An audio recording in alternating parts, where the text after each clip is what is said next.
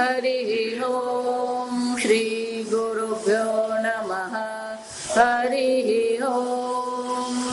ॐ शन्नो मित्रशं वरुणः शन्नो भवत्वर्यमा शन्न इन्द्रो बृहस्पतिः शन्नो विष्णुरुक्रमः नमो ब्रह्मणे नमस्ते वायो त्वमेव प्रत्यक्षं ब्रह्मासि त्वमेव प्रत्यक्षं ब्रह्म वदिष्यामि ऋतं वदिष्यामि सत्यं वदिष्यामि तन्मामवतु तद्वक्तारमवतु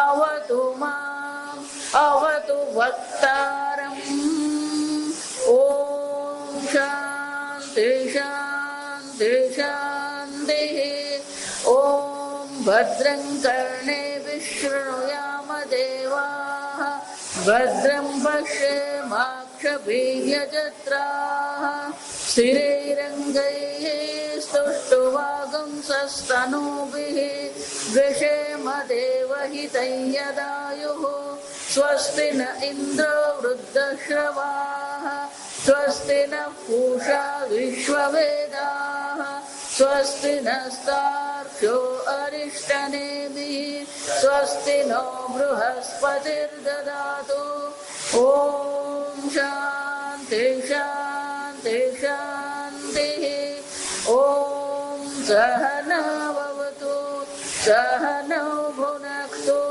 सह वीर्यङ्करवावहै तेजस्विनावधीतमस्तु मा विद्विषावहै ॐ शान्ति शान्ति शान्तिः सदाशिवसमारम्भां शङ्कराचार्यमध्यमाम् अस्मदाचार्यपर्यन्तां वन्दे गुरुपरम्परां श्रुतिस्मृतिपुराणानाम् आलयं करुणालयं नमामि भगवत्पादं शङ्करं लोकशङ्करं शङ्करं शङ्कराचार्यं केशवं बादरायणं सूत्रभाष्यकृतौ वन्दे भगवन्तौ पुनः पुनः ईश्वरो गुरुरात्मेति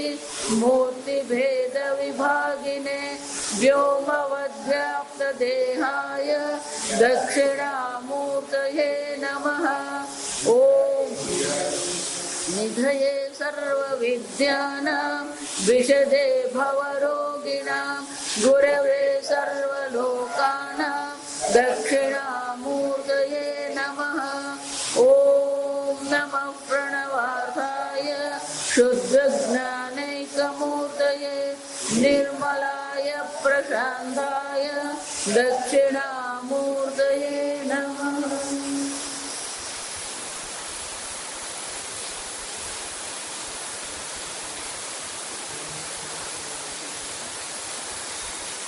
આ ઉપનિષદનું નામ છે મુંડક ઉપનિષદ. તો મુંડક ઉપનિષદ કેમ કીધું? તો મુંડક એને કહેવાય જે સંન્યાસ ધારણ કરે. સંન્યાસ ધારણ કરવા ત્યારે શું કરવામાં આવે? મુંડન કરવામાં આવે. અને એટલા માટે ખરેખર આ ઉપનિષદ છે કોના માટે છે? સંન્યાસી માટેનો ઉપનિષદ. સંન્યાસી માટે છે ખરું, પણ એનું જરૂરી નથી કે સંન્યાસ એને ગ્રહણ કર્યો હોય. મનથી પણ વ્યક્તિ શું હોઈ શકે? સંન્યાસી હોઈ શકે. અને એટલા માટે સંન્યાસી માટેનો આ ઉપનિષદ છે. અને ઉપનિષદનો પ્રારંભ ક્યાંથી થાય છે? પરંપરા. ઓમ બ્રહ્મા દેવાનામ પ્રથમ સંબભૂવ. આ બ્રહ્માજી છે એ બ્રહ્માજી કોણ છે? પ્રથમમ સંબભૂવ. સૌથી પહેલો જન્મ કોનો થયો? એ બ્રહ્માજીનો થયો.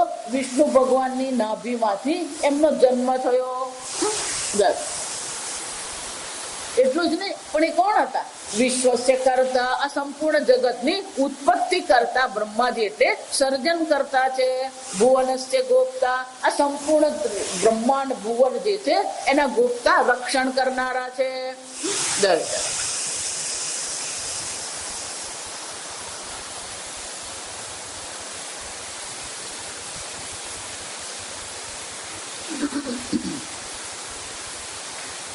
સબ્રહ્મ વિદ્યામ સર્વ વિદ્યામ પ્રતિષ્ઠામ. પણ એ બ્રહ્માજી કોણ હતા? ચલો, સર્વ વિદ્યામ પ્રતિષ્ઠામ. બ્રહ્માજી ભલે એમનો જન્મ થયો પણ કોણ હતા? બ્રહ્મ વિદ્યા એટલે જ્ઞાની હતા, બ્રહ્મ જ્ઞાની હતા. અને એમણે શું કર્યું? બ્રહ્મ વિદ્યામ પ્રતિષ્ઠામ અથર્વાય જ્યેષ્ઠ પુત્રાય પ્રાહ. એમના જ્યેષ્ઠ પુત્ર અથર્વને આ બ્રહ્મ વિદ્યાનો ઉપદેશ કર્યો. અથર્વણે શું કર્યું?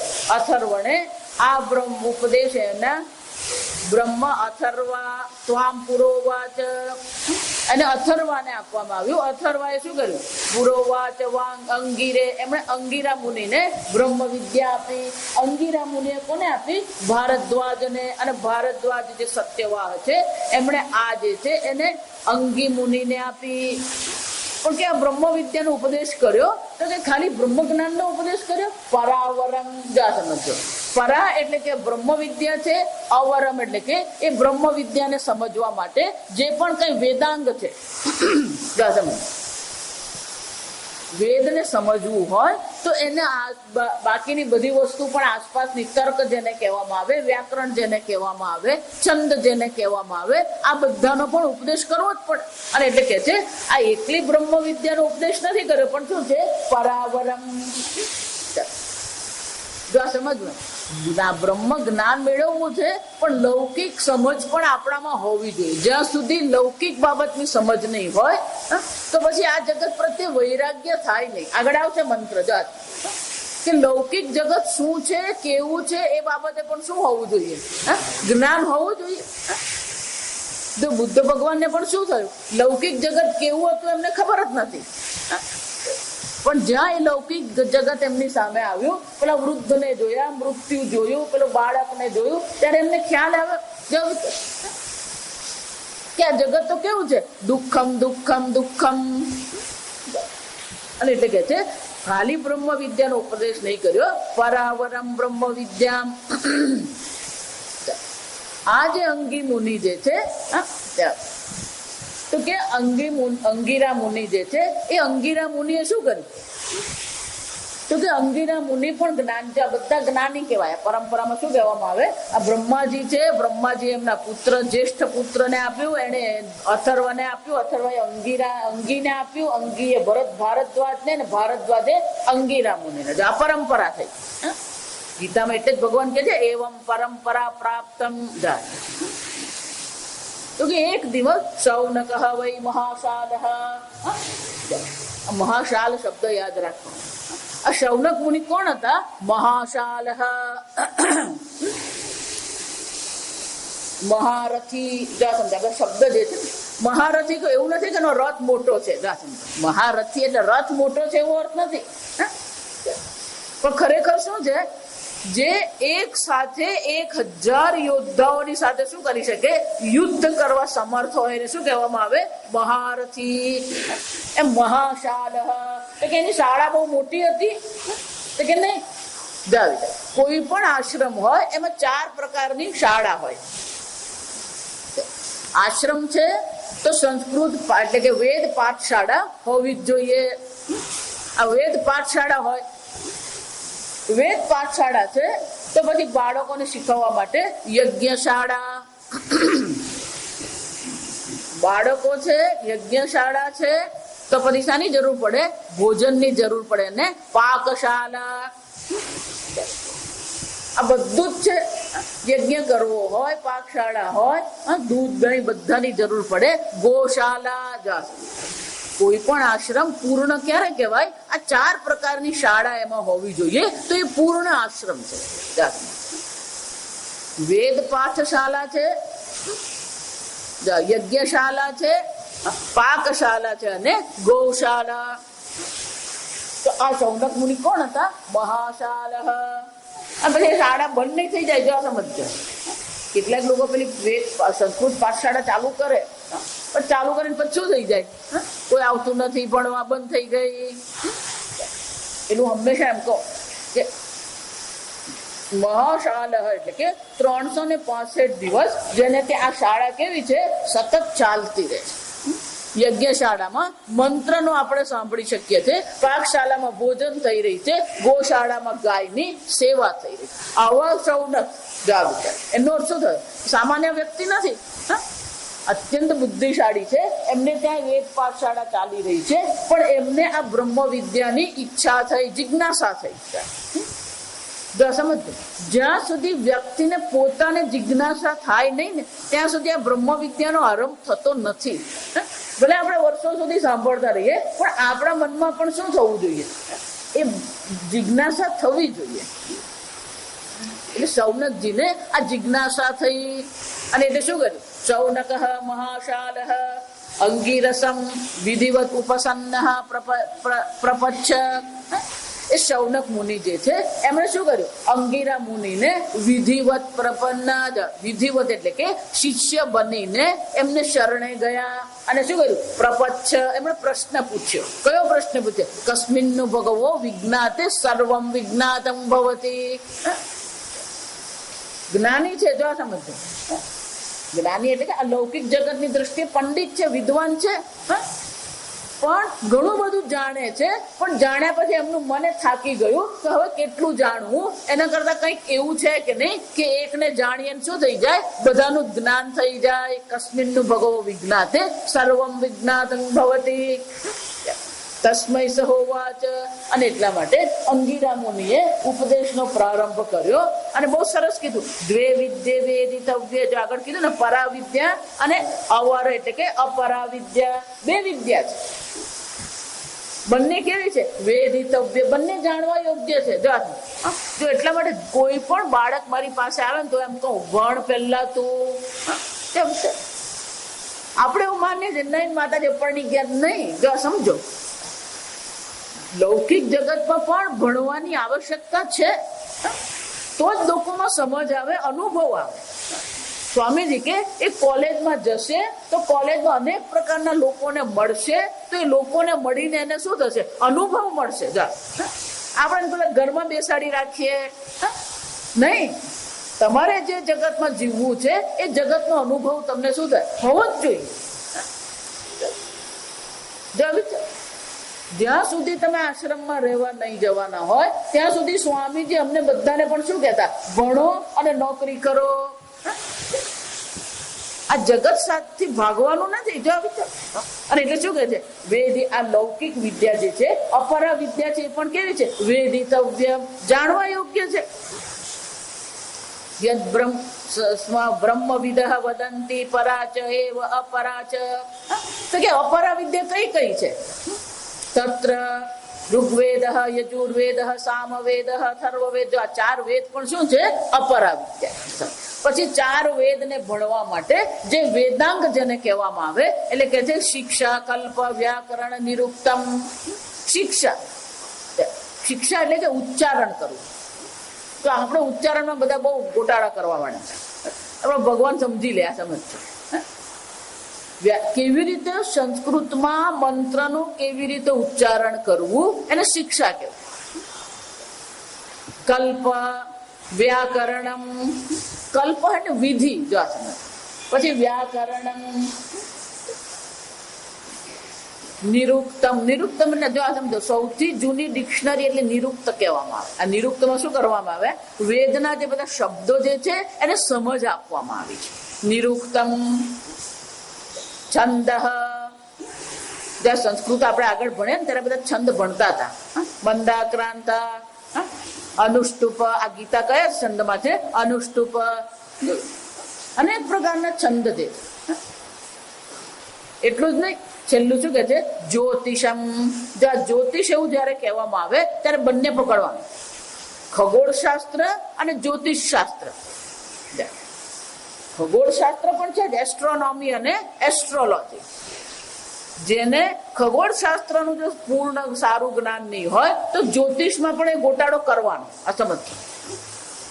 વરામિહિર ને આ બધા ખગોળ, આર્યભટ્ટ ને આ બધા કોણ છે? ખગોળશાસ્ત્રીઓ છે. અથવા તો એનો અર્થ શું થયો? આ ચાર વેદ તો કેવા છે? અપરા વિદ્યા છે. તો ચોપડી બંધ કરીને ઘરે જાઓ નહીં.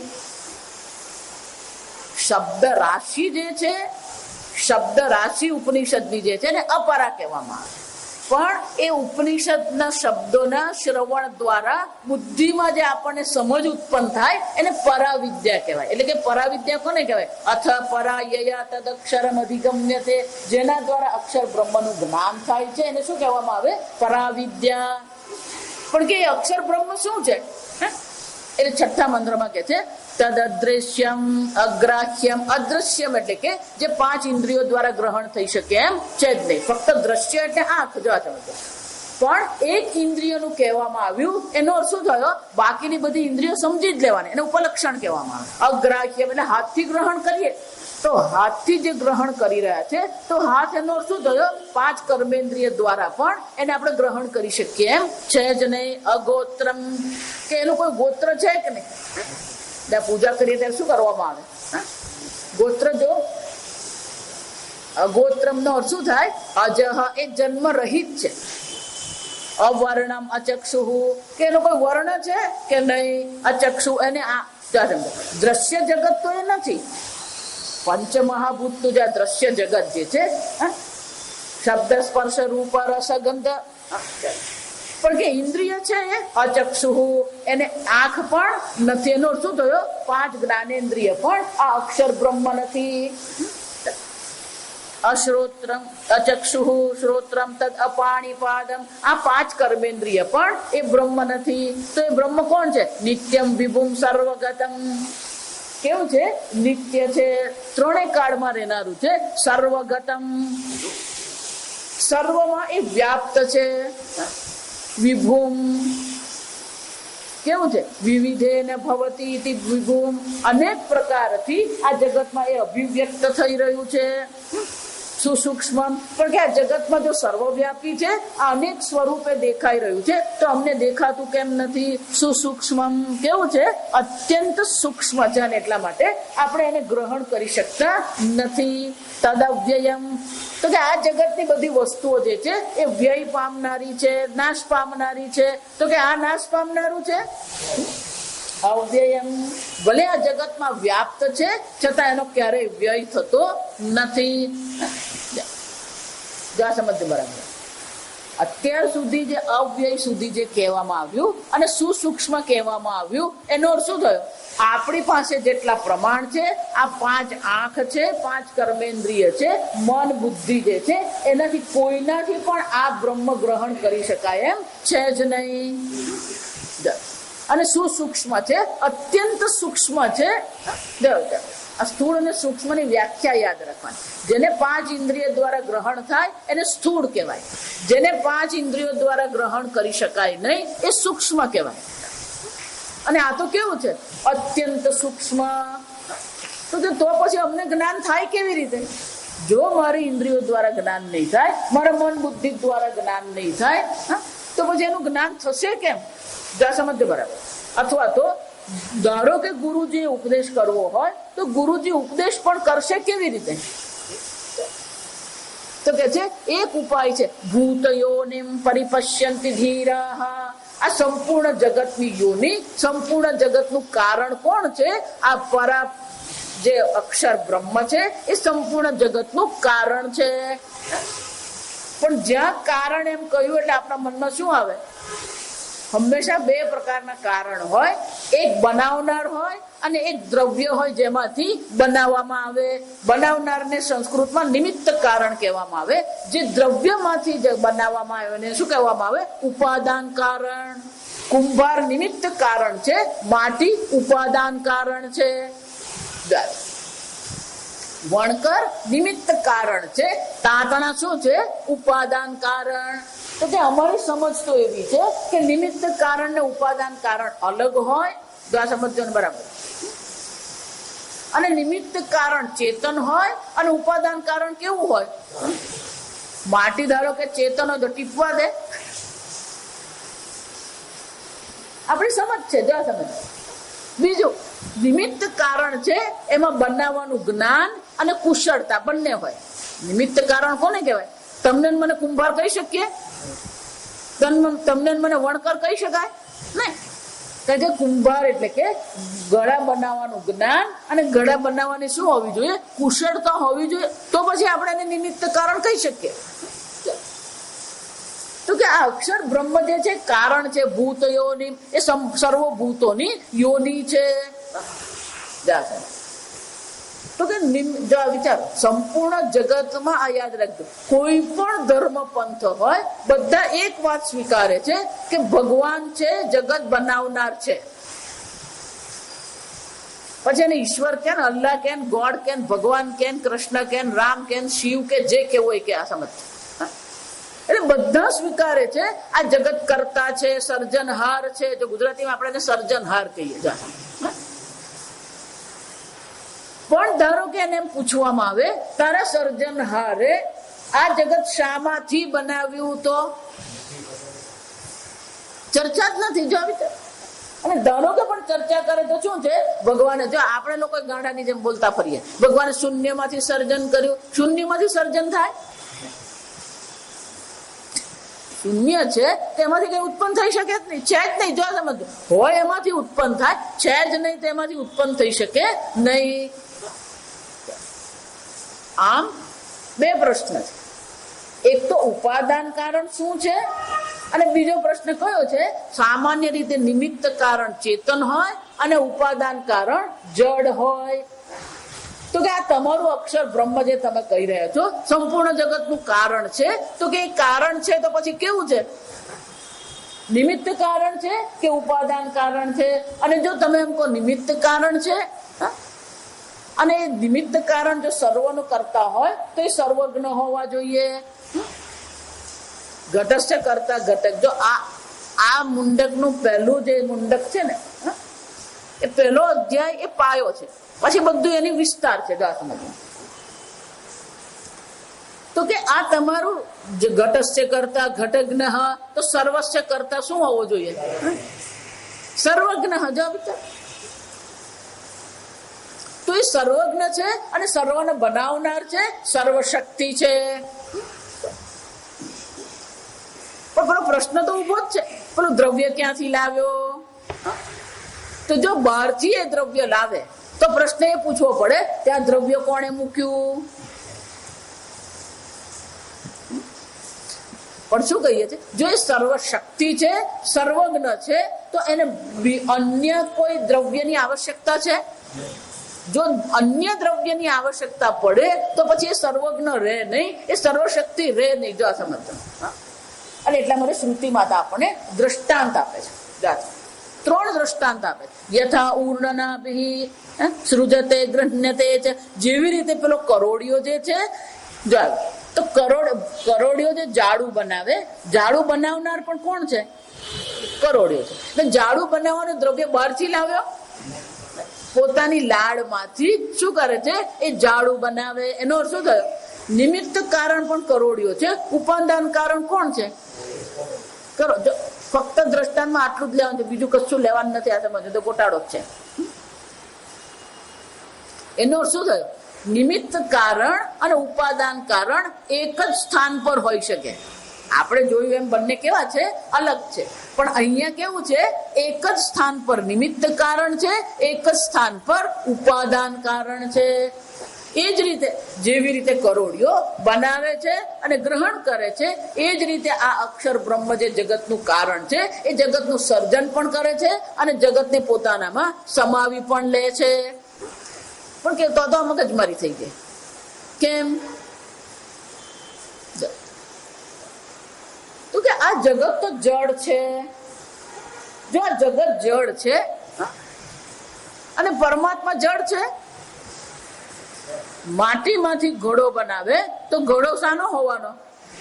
માટીનો.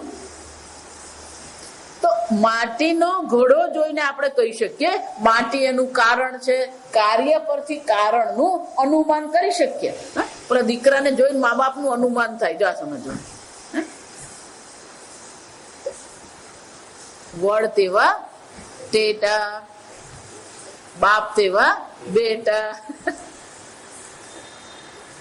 તો બાળકને જોઈને એના માતા પિતાનું અનુમાન કરી શકીએ. એ જ રીતે આ જગત તો જળ છે, તો પછી બ્રહ્મ તમારું જળ છે? જો એ ચેતન છે, બીજો પ્રશ્ન, જો એ ચેતન છે તો ચેતનમાંથી જળ આવી શકે? જો એ ચેતન છે તો આ જગત પણ ચૈતન્ય જ હોવું જોઈએ, પણ આપણો અનુભવ તો આ જગત નો કેવો છે? જળ. એટલે શ્રુતિ માતા આપણને બીજા બે દ્રષ્ટાંત આપે છે. પૃથ્વ્યામ ઔષધય, એ પૃથ્વી માટી જળ છે, એમાંથી શું થઈ શકે છે? આ ચેતન શું થઈ શકે? જો આ વિચાર, એમાંથી આ ચેતન વૃક્ષની, જો આ ચેતન આપણા માટે જીવ છે, યોની છે, આ સમજવાનું. તો કે આ જળ પૃથ્વીમાંથી ચેતન વૃક્ષની ઉત્પત્તિ થઈ, તો પણ ચેતનમાંથી જળ ઉત્પન્ન થાય ને? કેમ? પુરુષાર્થ કેશલોમાની, આ પુરુષ ચેતન છે, એમાંથી આ નખ બને છે. શું છે? કેશલોમાની. કેશ એટલે શું છે? જા સમજો, કેશ એટલે માથા પર હોય એને કેશ કહેવામાં આવે, આ શરીર પર હોય એને લોમ કહેવામાં આવે, અથવા રોમ એટલે રોમાંચ કહીએ. જો એટલું જ નહીં, આ નખ છે, આ બધા કેવા છે? જળ છે. જો સમજો, જો આ વાળ જળ નહીં હોય, આ નખ જળ નહીં હોય, તો પછી આ વાળ કપાવવા માટે હજમને તા નહીં, ડોક્ટર ને તા જવું પડે. આ નખ જળ નહીં હોય તો નખ નેલ કટર થી કપાય નહીં, કોની પાસે જવું પડે? ડોક્ટર ને કેવું પડે, ભાઈ કાપી આપ. એ જ રીતે આ દાંત પણ શું છે? તો કે ચેતન પુરુષમાંથી જળની ઉત્પત્તિ થઈ, જળમાંથી ચેતન ઉત્પન્ન થયું, અને નિમિત્તનું ઉપાદાન કારણ એક જ હોઈ શકે. તથા એટલે કે છે યથા, જો સમજો, જેવી રીતે એ તથા તેવી જ રીતે આ અક્ષર બ્રહ્મમાંથી આ સર્વની ઉત્પત્તિ થઈ. તો સંક્ષેપમાં આપણને કે છે કેવી રીતે ઉત્પત્તિ છે. તપસા ચીયતે બ્રહ્મ તતઃ અન્નમ અભિજાયતે. આ બ્રહ્મ જે છે, ચીયતે વિસ્તાર પામ્યું, જાણે કે વિસ્તાર પામ્યું. જો સમજો, ખરેખર બ્રહ્મ તો સર્વવ્યાપી સર્વગત છે, એમાં વિસ્તાર નહીં હોય. એટલે વિસ્તાર એટલે જો સમજો, ખરેખર એ વિસ્તાર એટલે શું છે?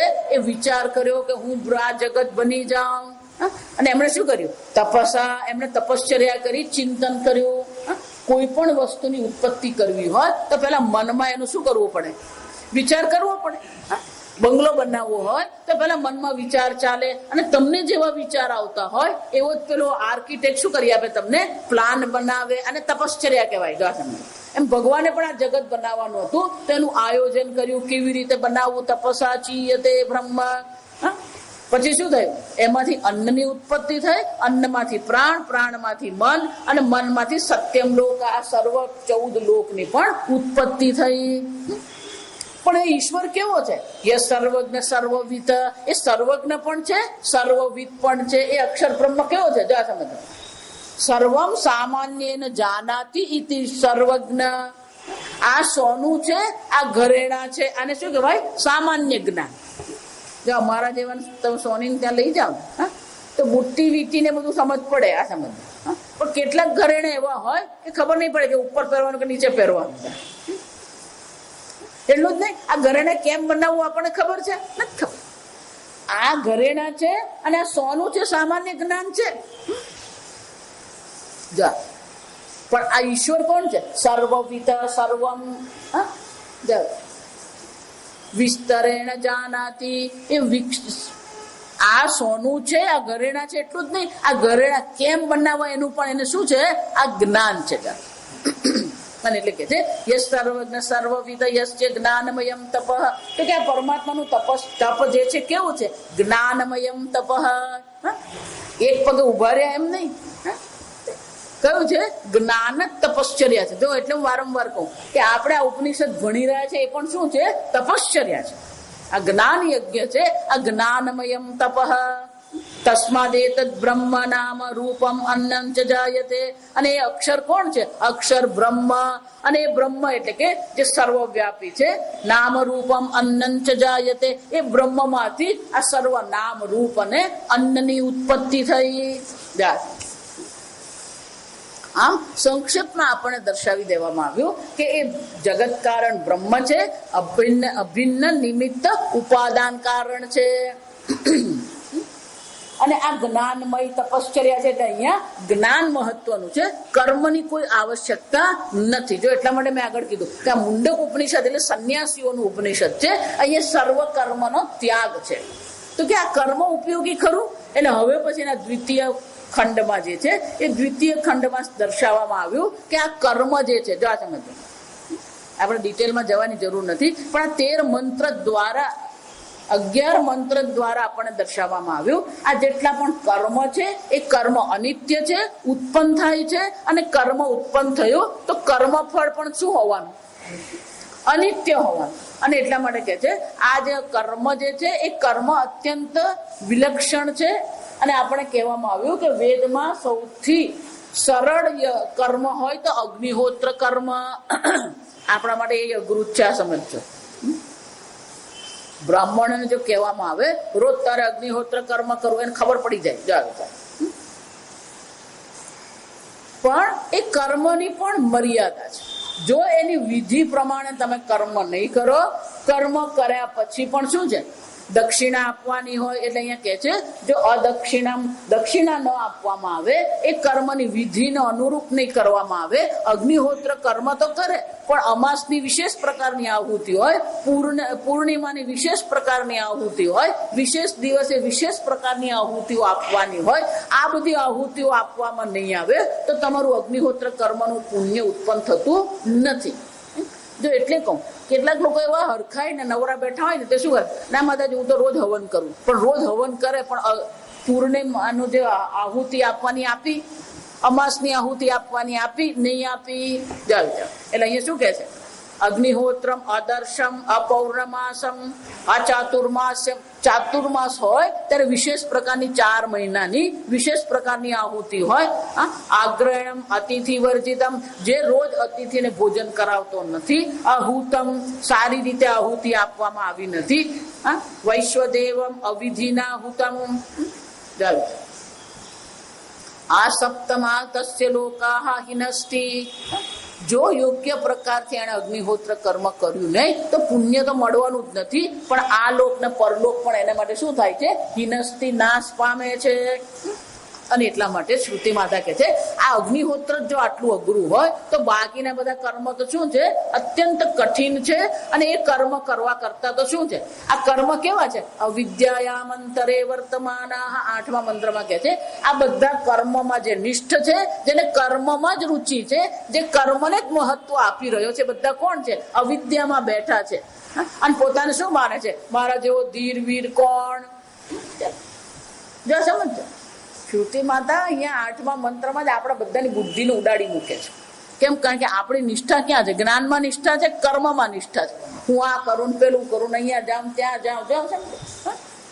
એટલે 2 વસ્તુ પહેલી થઈ ગઈ. જ્ઞાનમયમ તપ એટલે કે આ બ્રહ્મ જ્ઞાન મેળવવાનું છે, એ તપશ્ચર્યા છે. અને આ કર્મ કેવા છે, અવિદ્યાયામંતરે વર્તમાન. કોઈ પણ વ્યક્તિ હોય ને એને હંમેશા પોતાના જ્ઞાન પ્રગટ કરવામાં બહુ રસ પડે. એટલે શ્રુતિ માતા કે તારું જ્ઞાન ગમે તેટલું હોય પણ તું બેઠો ક્યાં છે, અવિદ્યાયામ. તું તારા આત્માને ઓળખતો નથી, તું બ્રહ્મને ઈશ્વરને ઓળખતો નથી. અવિદ્યાયામ અંતરે વર્તમાન. અને પોતાને શું માને છે, ધીરાહ પંડિતાહ.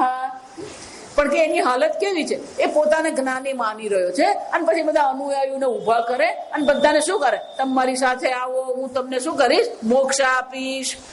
શ્રુતિ માતા કે છે એ મોક્ષ નહીં આપે. કેમ? યથા અંધેન નિયમાના અંધાહ. એ પોતે જ આંધળો છે. કેમ? અવિદ્યામાં બેઠો છે. અને બીજાને શું કે છે, આવો આવો હું તમને કાશીએ લઈ જાઉં. એ સંત કાશીએ પહોંચે નહીં. જો આ સમજ. કેમ? એ પોતે જ આંધળો છે. પણ તકલીફ ક્યાં છે, પેલા બીજા આંધળા છે એટલે ખબર જ નથી કે આંધળો છે. જો આ તકલીફ ત્યાં છે. એ તો આંધળો છે પણ પેલા બીજા આંધળા જ છે એટલે ખબર જ નથી પેલો આંધળો છે. પેલા બીજા અવિદ્યામાં જ બેઠા છે ને આ ક્યાં બેઠો છે, અવિદ્યામાં જ બેઠો છે.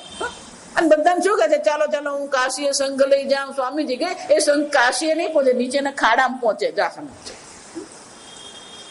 એટલું જ નહીં, અવિદ્યામ બહુધામ વર્તમાન વયમ કૃતા. આ બધા અવિદ્યામાં બેઠા છે છતાં પોતાને શું માને છે, વયમ કૃતાર્થા. અમે તો બધા કૃતકૃત્ય થઈ ગયા. માતાજી મારે તો બધું મળી ગયું મને તો.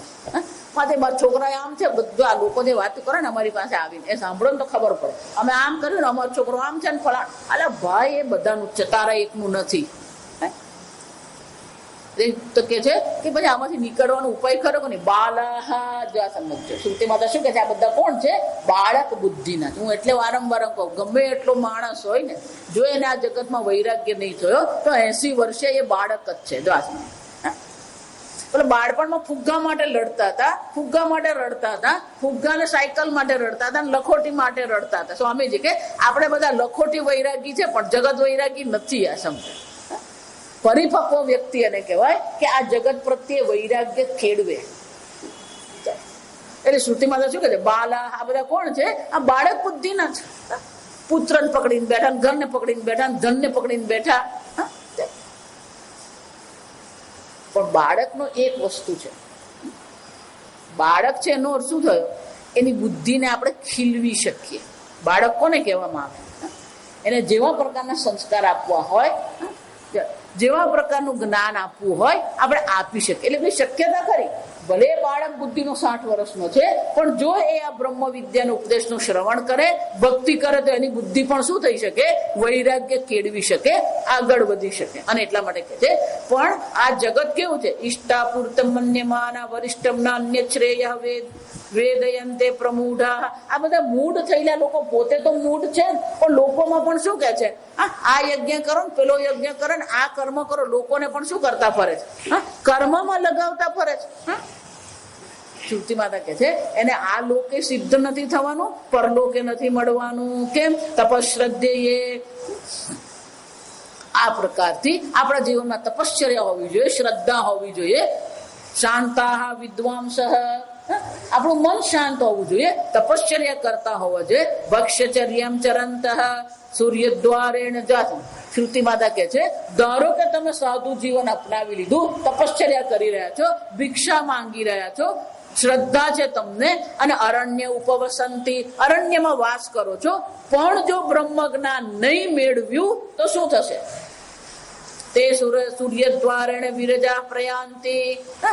એને બ્રહ્મલોકની, સ્વર્ગલોકની પ્રાપ્તિ થશે, પણ સ્વર્ગલોકની પ્રાપ્તિ કર્યા પછી પણ ત્યાં એને બ્રહ્મ જ્ઞાન થશે. જો ગીતામાં જોઈ ગયા આપણે, તે તમ ભુક્તો સ્વર્ગલોકમ વિશાલમ ક્ષીણે પુણ્ય મર્ત્યલોકમ વિશંતિ. આમ ભલે એને સાધુ જીવન અપનાવી લીધું, પણ બ્રહ્મ જ્ઞાન થયું નથી, તો એને પુણ્યને કારણે ઉર્ધ્વલોકની પ્રાપ્તિ થશે. પણ પુણ્ય પૂરું થતા એને પાછું શું કરવું પડવાનું? પાછું મર્ત્યલોકમાં આવવું પડે છે.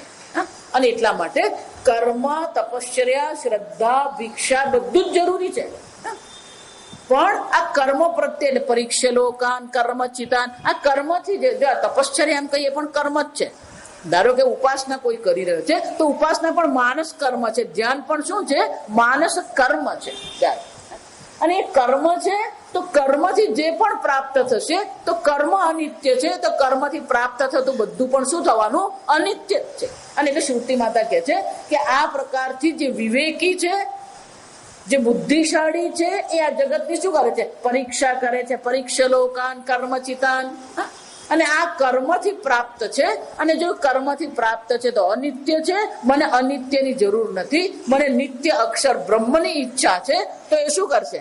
બ્રાહ્મણ, જે વિવેકી જે છે, જે વિચાર કરનાર છે ને, બ્રાહ્મણ કહેવાય. ખાલી જાતિ બ્રાહ્મણ નહીં, જો સમજવાનું, બુદ્ધિથી પણ શું હોવો જોઈએ? એ બ્રાહ્મણ, વિચારો કરનારો, વિવેકી હોવો જોઈએ. જે નિત્ય અને અનિત્યનો વિવેક કરનારો જે છે, જો એ વિવેક કરશે તો શું થશે? બ્રાહ્મણ નિર્વેદમાયા, એને નિર્વેદની એટલે કે વૈરાગ્યની પ્રાપ્તિ થશે. કેમ?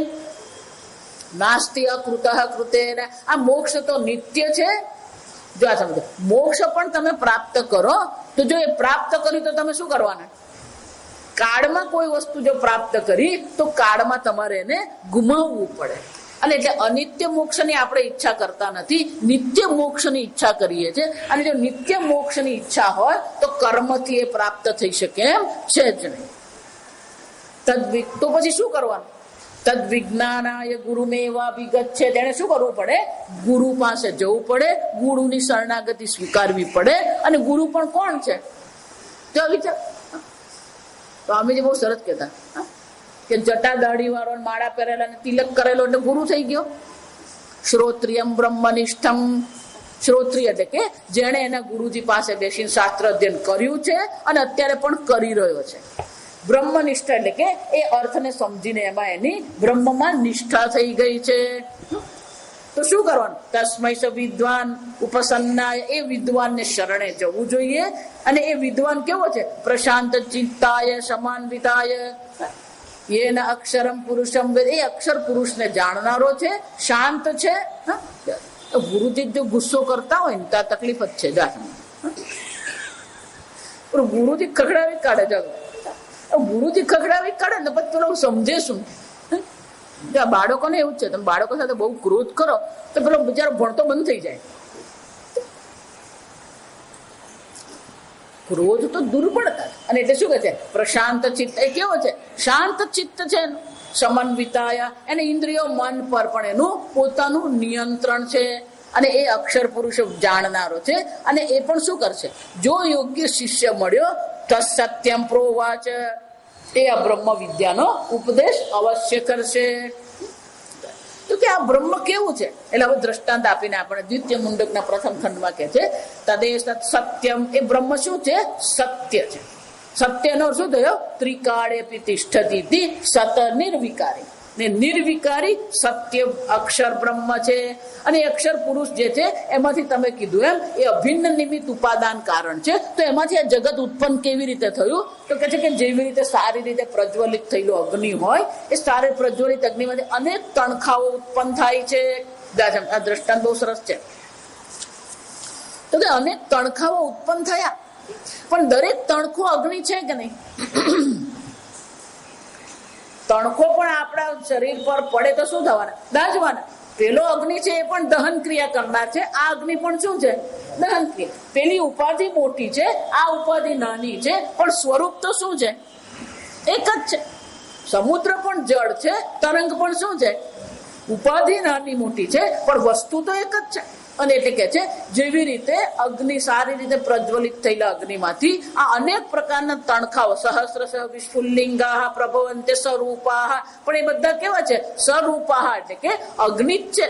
એક ઉપાધિ મોટી છે, બીજી ઉપાધિ નાની છે, પણ બંને છે સમાન. જો આ સમજો, અગ્નિની દ્રષ્ટિએ બંને કેવા છે? સમાન છે. તથા અક્ષરાત વિવિધા સૌમ્ય ભાવા પ્રજાયંતે, એ જ રીતે આ અક્ષર પુરુષમાંથી અનેક પ્રકારના ભાવ, અનેક પ્રકારની વસ્તુઓ ઉત્પન્ન થઈ. જળ, ચેતન, ચર, અચર બધું જ ઉત્પન્ન થયું છે. તો જેમ અગ્નિમાંથી તણખા ઉત્પન્ન થયા, તો તણખા પણ અગ્નિ જ છે. તો અક્ષર પુરુષમાંથી આ બધું ઉત્પન્ન થયું એ પણ શું છે? અક્ષર પુરુષ જ છે. બીજું આગળ કહી ગયા એ ઉપાદાન કારણ છે. જો અક્ષર પુરુષ ઉપાદાન કારણ છે, તો જ્યાં જ્યાં ઘડો હોય ત્યાં કુંભાર હોય કે માટી હોય?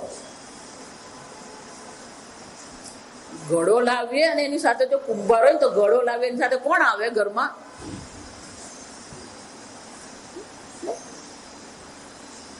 જ્યાં કાર્ય હોય ત્યાં ઉપાદાન કારણ હોવાનું. જો માટી ઉપાદાન કારણ છે તો ઘડો લાવીએ તો સાથે શું હોવાનું? માટી હોવાની.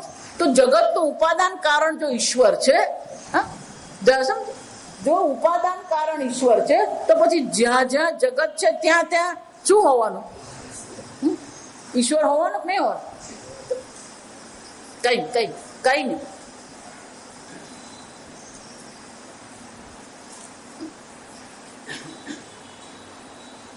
તો અક્ષર પુરુષ શું છે? ઉપાદાન કારણ છે. અને એટલા માટે શું કહેવામાં આવે? આ સંપૂર્ણ જગતમાં એ વ્યાપ્ત છે. એટલું જ નહીં, પ્રજાયંતે, એ બધું ઉત્પન્ન થયું, ઉત્પન્ન કર્યું, એટલે કે નિમિત્ત કારણ પણ એ છે, ઉપાદાન કારણ પણ એ અક્ષર પુરુષ જ છે. પણ એ અક્ષર પુરુષનું સ્વરૂપ શું છે? આ મંત્ર મહત્વનો, દિવ્યો યમર્ત પુરુષ સબાખ્યાભ્યંતરો હજ. ઉપાદાન કારણ હોય તો અંદર પણ એ જ અક્ષર પુરુષ છે, બહાર પણ કોણ છે? એ જ છે. ગળામાં માટી છે, જો વિચાર, ગળામાં માટી છે, ગળામાં માટી છે એમ કે શું થયું? એક ગળો છે ને પછી એની અંદર શું છે? માટી. ગળામાં માટી છે, ગળા ઉપર માટી છે, ગળા નીચે માટી છે, ગળો જ માટી છે. એ જ રીતે આ સંપૂર્ણ જગત એ ઈશ્વરમાંથી ઉત્પન્ન થયું. તો જગત સ્વયં શું છે? ઈશ્વર માત્ર છે. એનો અર્થ શું? સબાખ્યાભ્યંતરો, અંદર પણ એ જ ઈશ્વર છે, બહાર પણ એ જ ઈશ્વર છે. પણ ઈશ્વર કેવો છે? અપ્રાણો હ્યમના શુભ્ર. અપ્રાણ, હા, એનો કોઈ પ્રાણ, જો આ પ્રાણ હોય ને તો પછી પ્રાણ આવે ને પ્રાણ જાય.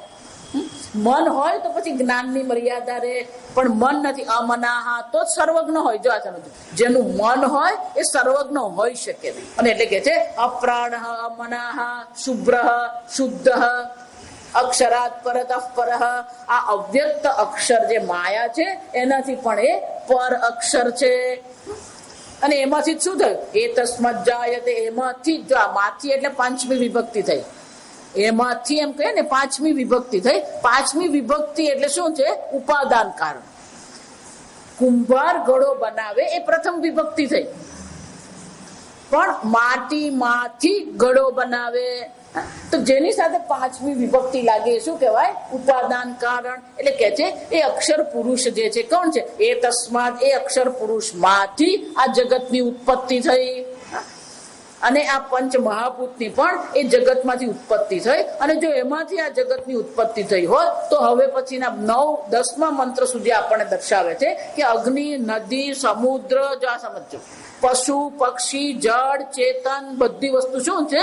અક્ષર પુરુષ માત્ર છે.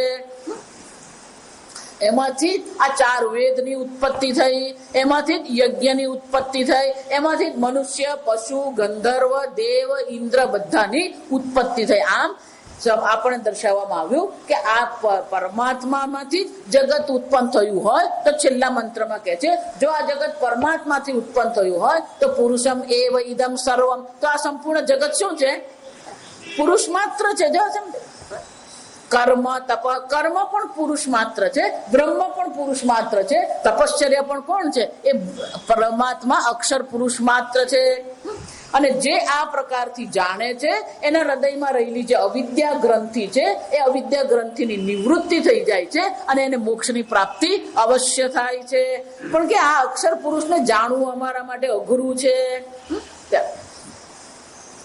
એટલે હવે આ દ્વિતીય ખંડમાં શ્રુતિ માતા આપણને ઉપાય, એને જાણવા માટેના ઉપાય દર્શાવે છે. તો પહેલું તો આ અક્ષર પુરુષ જે છે, જો આ સમજો,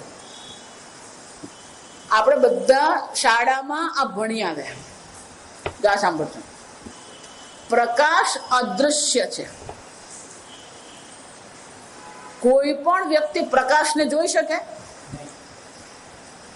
વિચારી, પ્રકાશ બધાને પ્રકાશિત કરે છે, પણ પ્રકાશ સ્વયં કેવો છે? અદૃશ્ય છે. એને સમજવું હોય તો શું છે? જયારે પૂર્ણિમાનો ચંદ્ર તમે જુઓ છો તો પૂર્ણિમાનો ચંદ્ર કોને કારણે જોયો? સૂર્યના પ્રકાશથી. તો એવું છે કે સૂર્યમાંથી આમ એક કિરણ નીકળ્યું અને આમ સીધું ચંદ્ર પર પહોંચ્યું, એવું છે? સૂર્યમાંથી તો ચારે બાજુ પ્રકાશ ફેલાઈ જ રહ્યો છે. તો જ્યાં આપણે ચંદ્રમાં જોઈએ છે એની આજુબાજુ પણ સૂર્યનો પ્રકાશ છે કે નથી? છે જ. પણ પ્રકાશ સ્વયં અદૃશ્ય છે ને આપણે જોઈ શકતા નથી. પણ જ્યાં પ્રકાશને પરાવર્તિત કરનારી સપાટી હોય ત્યાં આપણે જોઈ શકીએ. તો ચંદ્રમામાં સૂર્યનો પ્રકાશ શું થાય છે? પરાવર્તિત થાય જાય. જો અહીંયા તમે બેઠા છો અને ટ્યુબલાઇટ છે તો એની વચ્ચે પણ શું છે? ટ્યુબલાઇટ નો પ્રકાશ તો છે જ, પણ આપણે જોઈ શકતા નથી. પણ હું આમ હાથ મૂકું તો શું થવાનો? તો એનો અર્થ શું થયો? ભલે આપણે એમ કહીએ કે ચંદ્રમાને સૂર્યના કિરણ પ્રકાશિત કરે છે, આ વાક્ય બરાબર છે, જો આ સમજ બરાબર. પણ શ્રુતિ માતા કે છે એનાથી પણ એક ડગલું આગળ ચાલો.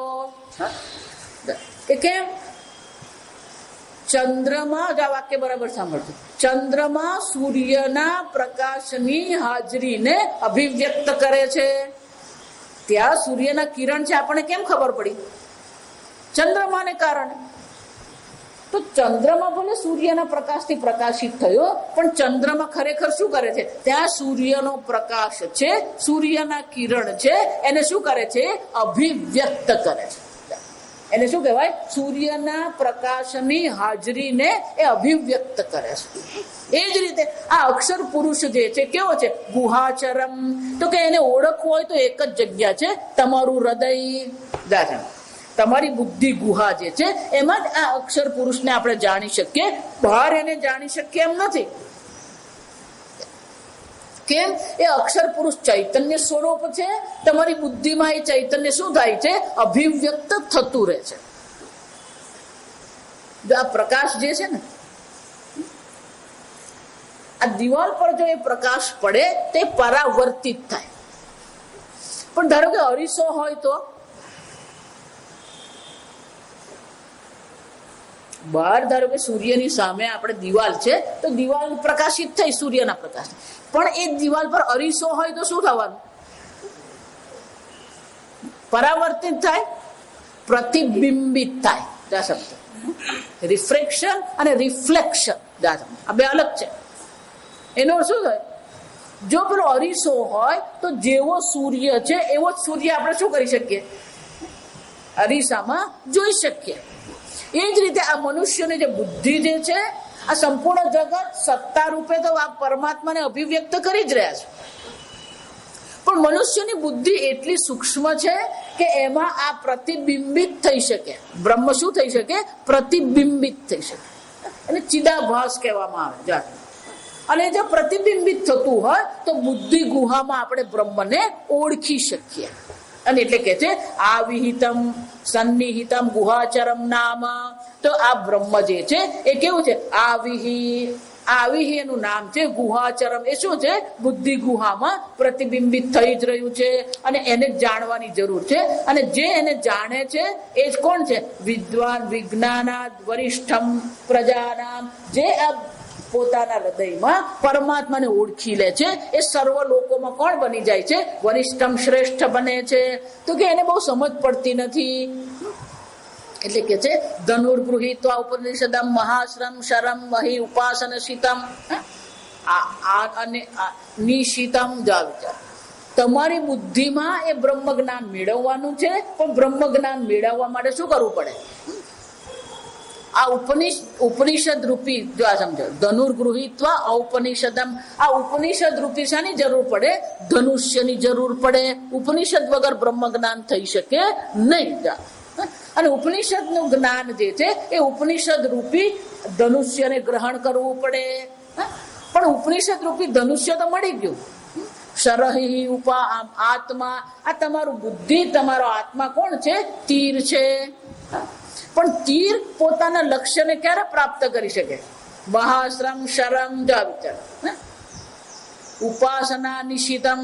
આ ઉપાસના દ્વારા, જેમ પેલું તીર હોય ને એને પથ્થર પર ઘસીને શું કરવામાં આવે? તીક્ષ્ણ બનાવે, એને નિશિતમ કહેવાય. એ જ રીતે આ બુદ્ધિને પણ ઉપાસના દ્વારા શું કરવાની છે? તીક્ષ્ણ બનાવવાની છે, સૂક્ષ્મ બનાવવાની છે. અને એકવાર એ બુદ્ધિ સૂક્ષ્મ બની તો શું કરવાનું? ચેતસા લક્ષ્યતે તદેવ અક્ષરમ.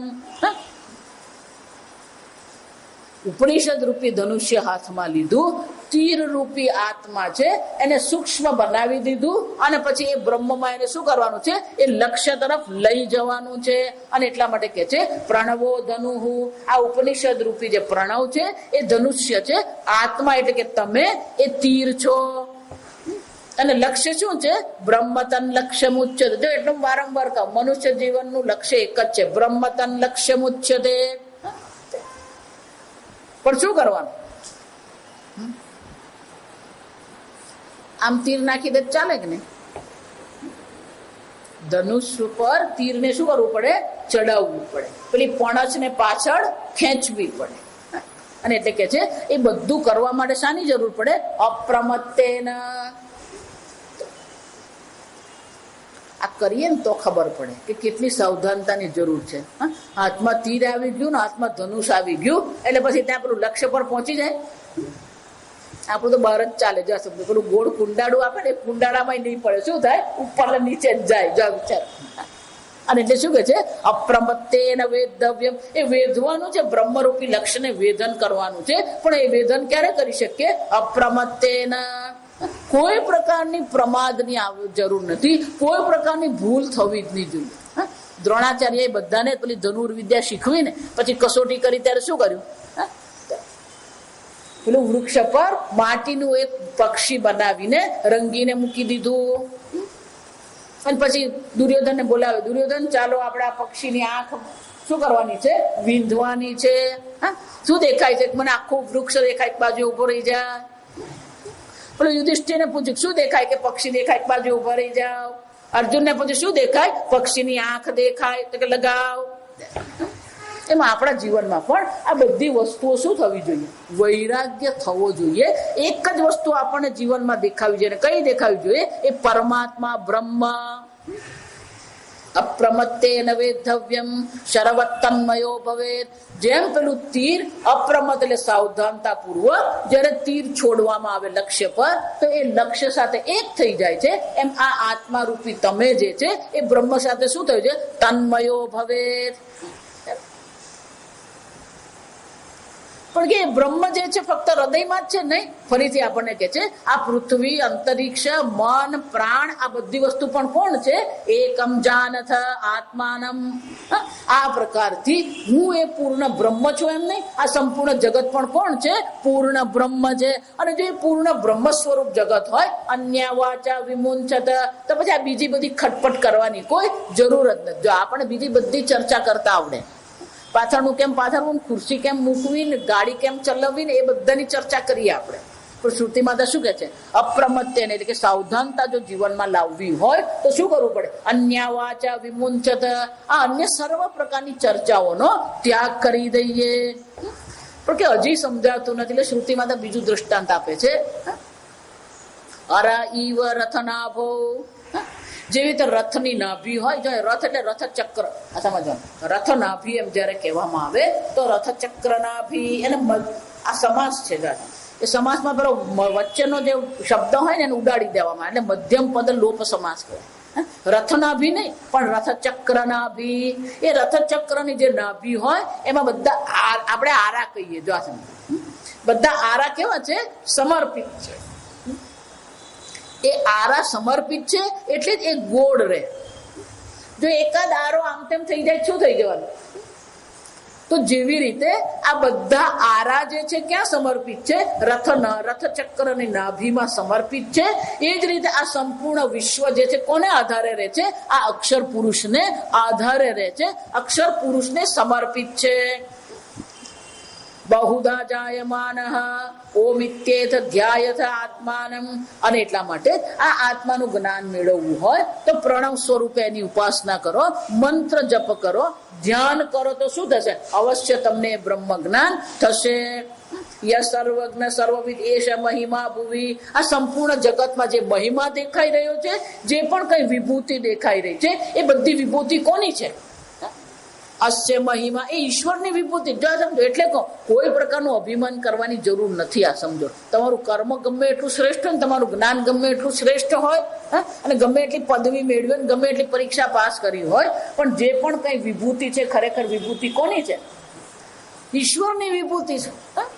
જો આવશે જ આપણે 9મો અધ્યાય ભણીએ છે ને ગીતામાં, 10મા અધ્યાયમાં ભગવાને એટલી એવી વિભૂતિ દર્શાવશે કે આપણને જીવનમાં અભિમાન રહે જ નહીં. પણ આપણી હાલત કેવી છે? ઉજ્જડ ગામમાં એરંડિયો પ્રધાન. સમજો એટલે કહો વેદાંત ભણીએ છીએ એમાં અભિમાન નહીં કરવાનું. આ સમજો, કારણ કે વેદાંત નથી ભણતો એ કોણ છે? અક્ષર પુરુષ જ છે. એ અજ્ઞાની નથી. જો સર્વગત સર્વવ્યાપી બ્રહ્મ છે અને સર્વ બ્રહ્મમાંથી ઉત્પન્ન થયું તો અજ્ઞાની પણ કોણ છે? બ્રહ્મ જ છે. કોઈનું અપમાન નહીં. જો આ સમજો. અને એટલે કે છે આ પ્રકારથી શું કરવાનું છે? તદ વિજ્ઞાને પરિપશ્યંતિ ધીરા. આ પ્રકારથી જે વિવેકી છે એ શું કરે છે? સારી રીતે અક્ષર બ્રહ્મના સર્વત્ર દર્શન કરે છે. અને જે સર્વત્ર દર્શન કરે છે એ કેવો છે? આનંદ રૂપમ એતમ યદ વિભાતિ. એ આનંદ રૂપ છે. જો આ સમજ, દુઃખી થવાની જરૂર નથી. બ્રહ્મ કેવું છે? આનંદ સચ્ચિદાનંદ સ્વરૂપે બ્રહ્મ છે. અને એટલે કે છે વિદ્યતે હૃદય ગ્રંથિ છિદ્યંતે સર્વ સંશય. કાલ જોઈ ગયા. જો આ એકવાર જેને આ સર્વત્ર બ્રહ્મને જાણી લીધો, આત્મ સ્વરૂપે ઓળખી લીધો, એને સર્વ પ્રકારની હૃદયની ગ્રંથિનો નાશ થઈ જાય છે, સર્વ પ્રકારના સંશયોનો નાશ થઈ જાય છે, અને સર્વ પ્રકારના કર્મોનો પણ નાશ થઈ જાય છે. અને એકવાર એના ખાતામાં કર્મ રહ્યા નહીં તો પછી એને શું છે, જન્મ મરણના ચક્કરમાં એને પડવું પડતું નથી, એને મોક્ષની પ્રાપ્તિ અવશ્ય થાય છે. અને એટલા માટે શ્રુતિ માતા કહે છે આ પ્રકારથી જે જ્ઞાનીઓ છે એ પોતાના જ હૃદયમાં એ શુદ્ધ જ્યોતિ સ્વરૂપ, આનંદ સ્વરૂપ, ચૈતન્ય સ્વરૂપ આત્માને ઓળખે છે. પણ કે ઓળખે છે, જા સમજો, જાણે છે. આમ જાણે છે એમ કહીએ ને એટલે તરત શું થઈ જાય, જેમ આ ગલગોટો જાણ્યો એમ એને આત્માને જાણ્યો.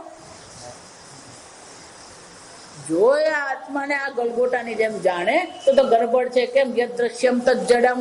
જે તમારા જ્ઞાનનો વિષય બને એ ક્યારેય ચેતન નહીં હોય. કેવું હોય?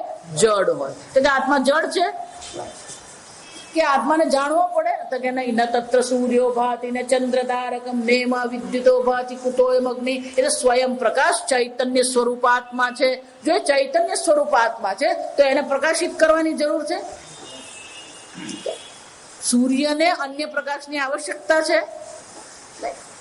એ જ રીતે આત્મા પણ શું છે?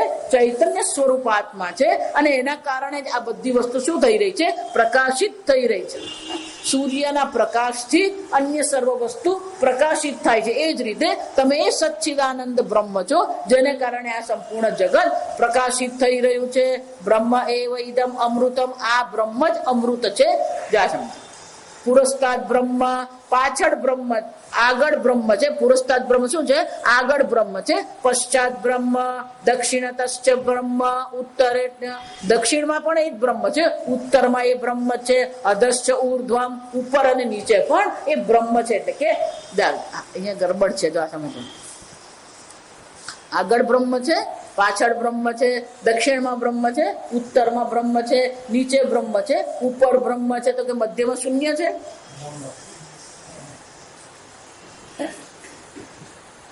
તમારી ઉપર નીચે, બહાર, ઉત્તર, દક્ષિણ, ઉપર નીચે બ્રહ્મ છે. તો તમે કોણ છો? અબ્રહ્મ છો. હું પણ બ્રહ્મ જ છું, પણ હું એક બ્રહ્મ નથી. આગળ પાછળ, ઉપર નીચે, ઉત્તર દક્ષિણમાં જે કઈ છે સર્વ બ્રહ્મ માત્ર છે.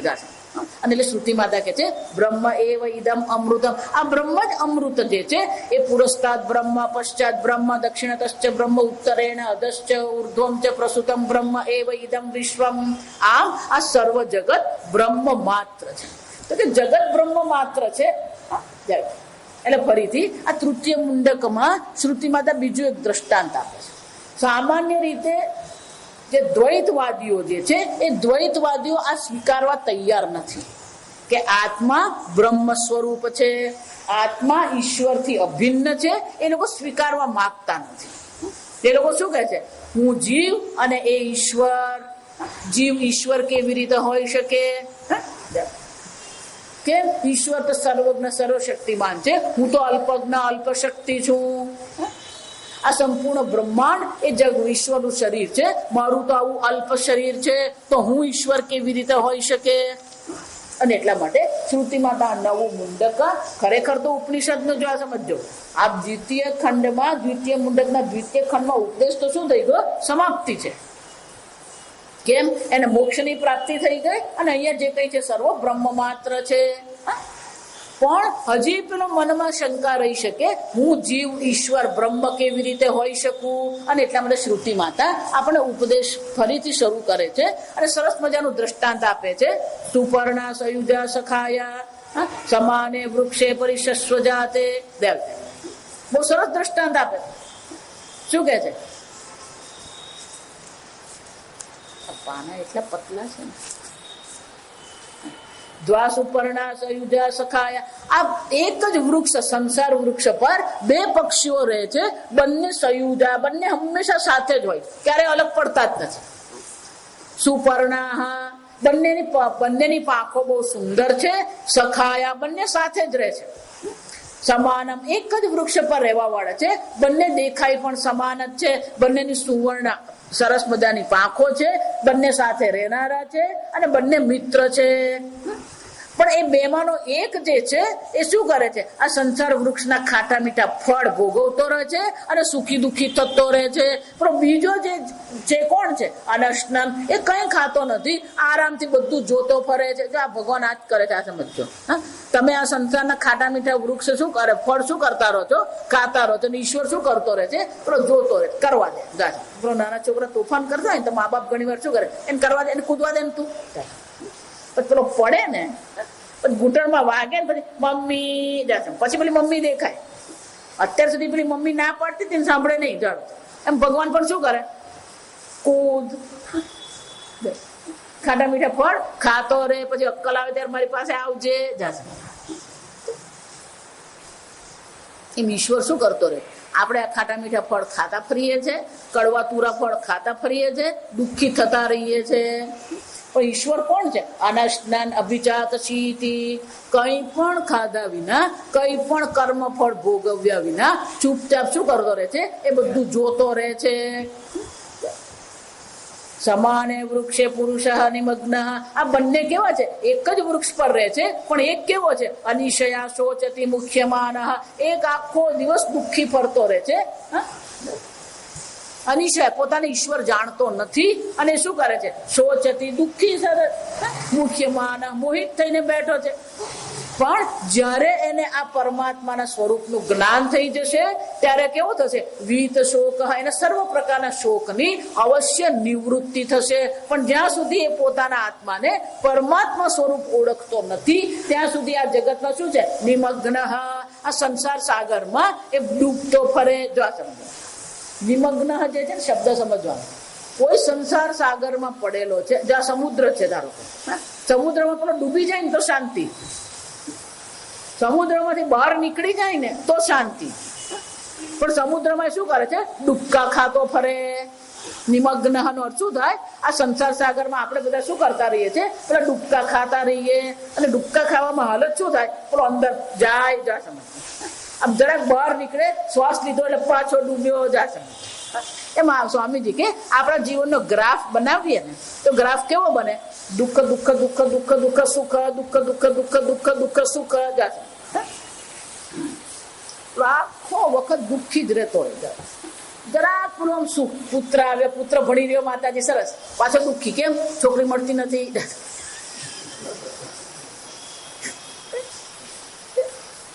પછી થાય દુઃખ દુઃખ દુઃખ દુઃખ દુઃખ સુખ. પરણી ગયો દીકરો, પછી માતાજી પારણું નથી બંધાયું, દુઃખ દુઃખ દુઃખ દુઃખ. એટલે હું નથી કર્યા, શ્રુતિ માતા કે આ કેવો છે? નિમગ્ન. આ સંસાર વૃક્ષમાં શું, સંસાર સાગરમાં શું કરતો છે? ડૂબકા ખાતો ફરે. પણ એમાંથી નીકળવાની ઈચ્છા નહીં કરે. જો તકલીફ ત્યાં છે, તકલીફ ક્યાં છે? આ ડૂબકા ખાતો ફરે છે, પણ એમાંથી નીકળવાની ઈચ્છા કરે નહીં. અને એટલે કે છે જે ઈચ્છા કરે છે ઈશ્વરની, એને આમાંથી શું થાય છે? મુક્તિ અવશ્ય મળે છે. અને એક વાર યદા પશ્યતે રૂપમ વર્ણમ કર્તારમીશમ પુરુષમ બ્રહ્મયોનિમ, એક વાર આ સચ્ચિદાનંદ સ્વરૂપ પૂર્ણ પરમાત્માને એને આત્મ સ્વરૂપે ઓળખી લીધા પછી શું છે? તદા વિદ્વાન પુણ્ય પાપે વિધુય નિરંજન પરમમ સામ્યમ ઉપૈતિ. પછી સર્વત્ર એને સમજવા સમજે. સામ્યમ એટલે શું છે? સર્વત્ર એક અદ્વિતીય બ્રહ્મના એ સતત દર્શન કરતો રહે છે અને ક્યારેય એને દુઃખી થવાનું રહેતું નથી. પણ એ કેવો છે? આત્મક્રીડા આત્મરતિ. જો આ બધું જોઈ ગયા આપણે. આત્મક્રીડા, એને બહાર સુખી થવા માટે બહાર અન્ય કોઈ વસ્તુની જરૂર પડતી નથી. પોતે જ પોતાનાથી પ્રસન્ન છે. કે સર્વભૂતૈ વિભાતિ, આ સર્વભૂત સ્વરૂપે એ ઈશ્વર જ દેખાઈ રહ્યો છે, અભિવ્યક્ત થઈ રહ્યો છે. પણ કે આ આત્માને જાણવો હોય, આ રીતે આત્માને જાણવો હોય તો શ્રુતિ માતા કે છે આટલું જ પૂરતું નથી. સત્યેન લભ્યે આત્મા તપસા બ્રહ્મચર્યેણ નિત્યમ. આ ચાર આવશ્યક છે. જેને બ્રહ્મ જ્ઞાન પ્રાપ્ત કરવું હોય એના જીવનમાં નિત્ય જ સમજો. નિત્ય સત્યેના, માતાજી ક્યારેક ક્યારેક જૂઠું બોલી લે, ચાલી જાય માતાજી. નિત્ય તપસ્યા. આ નવરાત્રી આવે ત્યારે બધા તપશ્ચર્યા કરે, પછી શું કરવાનું? ખાધું પીધું લહેર કરી નહીં. નિત્ય તપશ્ચર્યા કરનારો છે, નિત્ય સત્ય બોલનારો છે. સત્યને લભ્ય તપસા યેષ આત્મા સમ્યક જ્ઞાનેન. બ્રહ્મચર્યેણ નિત્ય બ્રહ્મચર્ય દ્વારા, એટલે કે ઓછામાં ઓછા ભોજવા. બ્રહ્મચર્યનો અર્થ સમજવાનો, ફક્ત મૈથુન નથી કરતા એમ નહીં. બ્રહ્મચર્યનો અર્થ થાય ઓછામાં ઓછા ભોગથી આપણે જીવન જીવીએ. નિત્ય તપશ્ચર્યા કરીએ એટલે કે આપણે ઇન્દ્રિયોના પર પણ આપણે નિયંત્રણ રાખીએ. નિત્ય સત્યેના, નિત્ય સત્ય અને સમ્યક જ્ઞાનેન, આ શાસ્ત્ર અધ્યયન. સમ્યક જ્ઞાનનો અર્થ શું થાય? શાસ્ત્ર અધ્યયન કરી. આમ જેના જીવનમાં આ ચાર વસ્તુ નિત્ય છે એને આ બ્રહ્મની પ્રાપ્તિ અવશ્ય થાય છે અને બહાર એને શોધવાની જરૂર નથી. અંત શરીરે જ્યોતિર્મયો શુભ્ર પશ્યંતિ યતયઃ ક્ષીણ દોષાઃ, જેના આ સર્વ પ્રકારના દોષની નિવૃત્તિ થઈ છે એ પોતાના આત્મામાં પરમાત્માના અવશ્ય દર્શન કરે છે. કેમ? તમે સત્યને મહત્વ આપો છો. સત્યમેવ જયતે નાનૃતમ. સત્યમેવ જયતે આપણા ભારતનું વાક્ય કયું છે? ભારત દેશનું વાક્ય કયું છે? સત્યમેવ જયતે ના અનૃતમ. શ્રુતિ માતા કે છે ક્યારે જૂઠાણાની વિજય થતો, જીત થતી નથી. જો આ સમજતો, ભલે આપણને એમ લાગે કે થોડા વખત માટે આપણે જીતી ગયા, પણ એ જીત કેવી હોય છે? અનિત્ય હોય છે. અને એટલે કે છે સત્યમ એવ, જો એવ કરીને ભાર આપે છે, સત્યનો જ વિજય થાય છે, જૂઠાણાનો ક્યારેય વિજય થતો નથી. કેમ? આ સત્યના પંથ પર ચાલનારો છે એને જ ઉર્ધ્વલોકની પણ પ્રાપ્તિ થાય છે. એને જ આ ઋષિઓ પણ કેવા છે? આ સત્યને સમર્પિત થઈને આ ઋષિ મુનિઓ કેવા બન્યા છે? આપ્તકામ. સત્યનું જે અનુષ્ઠાન કરનાર છે એને સર્વ પ્રકારની ઈચ્છાઓની પણ પૂર્તિ થઈ જાય છે. અને એટલા માટે કે છે યત્ર સત્યસ્ય પરમ નિધાનમ. અને એટલા માટે આ સત્ય જ પરમ નિધાન છે અને સત્યને જ આપણે સમર્પિત રહેવાની જરૂર છે. કેમ? બૃહચ્ચતમ દિવ્યમ ચિંત્ય રૂપમ. ફરીથી પાછું એ આત્માના સ્વરૂપને આપણે યાદ દેવાવીને કે છે સૂક્ષ્મ સૂક્ષ્મતરમ. સૂક્ષ્મથી પણ વધારે એ સૂક્ષ્મ આત્મા છે અને તમારી બુદ્ધિને જેટલી સૂક્ષ્મ બનાવશો એટલું જ આ આત્મા તમે સારી રીતે ઓળખી શકશો. અને બુદ્ધિને સૂક્ષ્મ બનાવવી હોય તો આ ચાર સાધન આપણી પાસે છે. સત્ય, તપશ્ચર્યા, બ્રહ્મચર્ય અને શાસ્ત્ર અધ્યયન દ્વારા આપણી બુદ્ધિને આપણે સૂક્ષ્મ અને તીક્ષ્ણ બનાવીએ તો આ બ્રહ્મ જ્ઞાન આપણને અવશ્ય થાય. કેમ? કારણ કે જે અજ્ઞાની છે એને માટે પરમાત્મા દૂર છે, જે જ્ઞાની છે એને આત્મ સ્વરૂપે છે. એટલે કે છે દૂરા સુદૂરે તદહંતિ કે છે. પણ કે આત્માને મારે જોવો છે ને ચક્ષુષા ગૃહ્ય, એને આંખથી જોઈ શકાય નહીં, એને કાનથી સાંભળી શકાય નહીં, વાણીથી એનું વર્ણન કરી શકાય નહીં. ફક્ત શું છે? તપસા કર્મણા વા. તપશ્ચર્યાથી પણ એ બ્રહ્મ જ્ઞાન પ્રાપ્ત નહીં થાય, કર્મથી પણ બ્રહ્મ જ્ઞાન પ્રાપ્ત નહીં થાય. એક જ ઉપાય છે. કયો છે? જ્ઞાન પ્રસાદેના. આ જ્ઞાન રૂપી પ્રસાદથી જ આપણે બ્રહ્મ જ્ઞાનની પ્રાપ્તિ કરી શકીએ. અન્ય કોઈ ઉપાય આપણી પાસે છે જ નહીં. કેમ? અણોરણીયાન અણો આત્મા ચેતસા વેદિતવ્ય. બુદ્ધિ દ્વારા જ એ આત્માને ગ્રહણ કરવાનો છે. શાસ્ત્ર અધ્યયન દ્વારા આપણી બુદ્ધિને તીક્ષ્ણ બનાવીએ અને શાસ્ત્ર અધ્યયન દ્વારા જ એ બુદ્ધિને આપણે સમજી શકીએ. પંચદા સંવિદ. અને આત્મા કેવો છે? આ શરીરમાં પણ 5 પ્રાણ સ્વરૂપે વ્યાપ્ત છે. આ જગતમાં અગ્નિ, સૂર્ય, ચંદ્ર દ્વારા પણ એ અભિવ્યક્ત થઈ જ રહ્યો છે. પણ જો આ આત્માનું ચિંતન કર્યું નહીં, આત્માને સમર્પિત નહીં થયા તો શ્રુતિ માતા કહે છે યમ યમ લોકમ મનસા સંવિભાતિ. તમારા મનમાં જેવો ભાવ કરશો એવો જન્મ તમને પ્રાપ્ત થશે. જો ગીતામાં ભગવાન કહી ગયા યમ યમ ભાવમ સ્મરેન મુક્ત્વા કલેવરમ તમ તમ એવમ આપનોતિ. જે ભાવ સાથે તમે આ શરીર છોડશો તે ભાવની તમને પ્રાપ્તિ થશે. તેનો અર્થ શું થાય? અર્જુન શું કરવાની જરૂર છે? અંતકાલે ચ મામેવ અનુસ્મર. અર્જુન છેલ્લે સમયે પણ તું મારું ચિંતન કર. ભગવાન બહુ સહેલી વાત કરી. કેમ? છેલ્લે તમને યાદ કરવાના છે તો અત્યારે શું કરવું? ખાધું પીધું લેર કરીએ, પણ છેલ્લે મરીએ ત્યારે તમને યાદ કરી લઈશું. છેલ્લે ભગવાનને યાદ કરવા હોય, મરતી સમયે ભગવાનને યાદ કરવા હોય તો ભગવાન શું કહે છે? તસ્માત સર્વેષુ કાલેષુ મામ અનુસ્મર. સતત તું મારું ચિંતન કરતો રહેશે તો જ અંતકાલે પણ મારું સ્મરણ તું કરી શકશે. અને જે મારું સ્મરણ કરે છે એને મારી પ્રાપ્તિ થાય છે. એનો અર્થ શું થયો? આત્માનું ચિંતન કરતા રહીશું તો મૃત્યુ પછી પણ એ પરમાત્માની પ્રાપ્તિ થાય છે. એનો અર્થ કે અહીંયા તો એ જીવન જીવતા મુક્ત જ છે, મૃત્યુ પછી પણ એને મોક્ષની પ્રાપ્તિ અવશ્ય થાય છે. છેલ્લે તદ્વેદમ એતત્ પરમ બ્રહ્મધામ યત્ર વિશ્વમ નિહિતમ ભાતિ શુભ્રમ. ફરીથી આપણને કહે છે કે આ બ્રહ્મ જ્ઞાનનું શ્રવણ તો આપણે કરીએ જ છે, મનન પણ આપણે કરીએ છીએ, પણ સાથે સાથે ઉપાસના કરવાની પણ જરૂર છે. જો ગીતામાં ભગવાન કહી ગયા મામ ઉપાસતે એકત્વેન પૃથક્ત્વેન, એનો અર્થ શું થયો? ધ્યાન પણ આવશ્યક છે, માનસ કર્મ પણ જરૂરી છે. એ ઈશ્વરનું આપણે ધ્યાન અવશ્ય કરવું જોઈએ અને એ ધ્યાન કરતા કરતા એ પરમાત્માની પ્રાપ્તિ પણ આપણને અવશ્ય થાય છે. અને એટલે કે છે ઉપાસેત પુરુષમ યેહિ અકામાહ, જે નિષ્કામ ભાવથી એ પરમાત્માની ઉપાસના કરે છે એને એ અક્ષર પુરુષની પ્રાપ્તિ અવશ્ય થાય છે. અને એટલા માટે કે છે કામાન્યઃ કામયતે મન્યમાનઃ સ કામભીર્જાયતે તત્ર તત્ર. જે કામનાથી તમે ઉપાસના કરી, જે કામના સાથે આ શરીર છોડ્યું, તે કામની તમને પ્રાપ્તિ થાય છે. અને ત્યાં ગયા પછી પણ શું છે? કાયમ જ રહેશો ત્યાં. ઉપાસનાથી જે પુણ્ય મેળવ્યું છે એ પુણ્ય તમારું નાશ થશે તો પાછા જન્મ મરણના ચક્કરમાં અવશ્ય પડો છો. અને એટલા માટે આ કોઈ પણ જગતની કોઈ પણ બાબતે કોઈ પણ ઈચ્છા કરવાની જરૂર નથી. અને છેલ્લે કે છે આપણે જોઈ ગયા નાયમાત્મા પ્રવચનેન લભ્યઃ ન મેદના બહુના શ્રુતેન, તો કે આ આત્મા કેવી રીતે પ્રાપ્ત થશે? ના બહુના શ્રુતેના, બહુ સાંભળવાથી આત્મા પ્રાપ્ત નહીં થાય, પ્રવચન કરવાથી આત્મા પ્રાપ્ત નહીં થાય, મેધા એટલે કે અર્થ સાથે ગ્રંથ ધારણ કરવાથી પણ આત્મા પ્રાપ્ત થતો નથી. તો કે કાલથી શ્રવણ કરવાનું બંધ કરી દઈએ, પ્રવચન કરવાનું બંધ કરી દો તમે.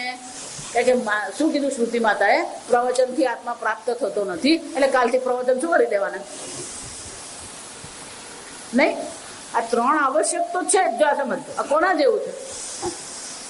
બજારમાંથી શાકભાજી લઈ આવ્યા, શાક સુધારી લીધું, કુકર મૂકી દીધું, બધું જ કર્યું, ભોજન બની ગયું?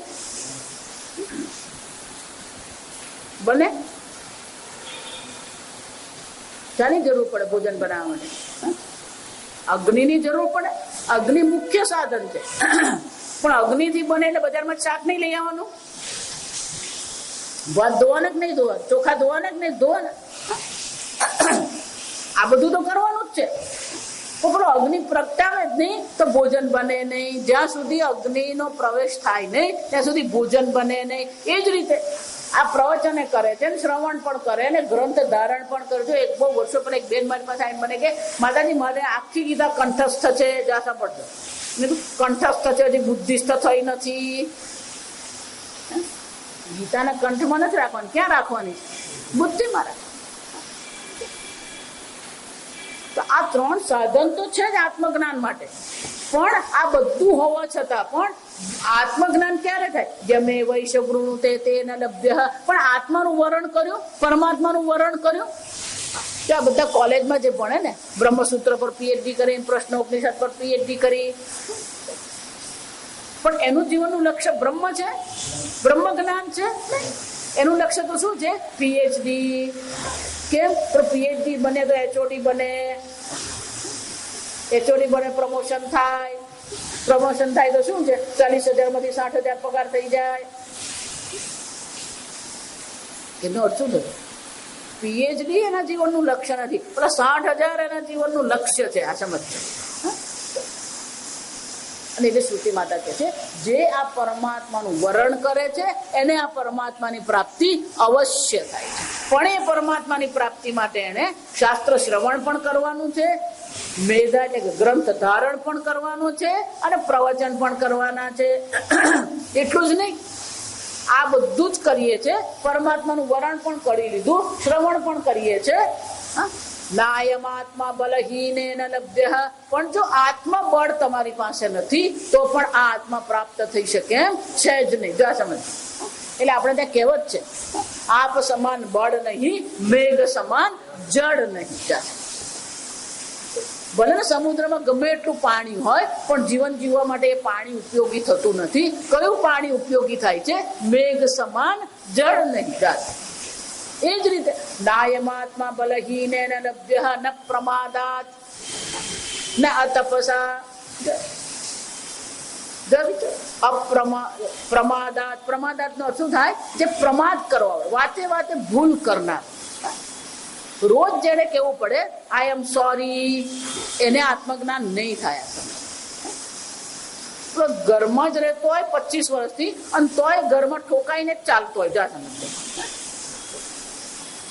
એને જ બધી ફાઇલ મૂકેલી હોય અને તોય ભૂલી જાય કે ફાઇલ ક્યાં મૂકી.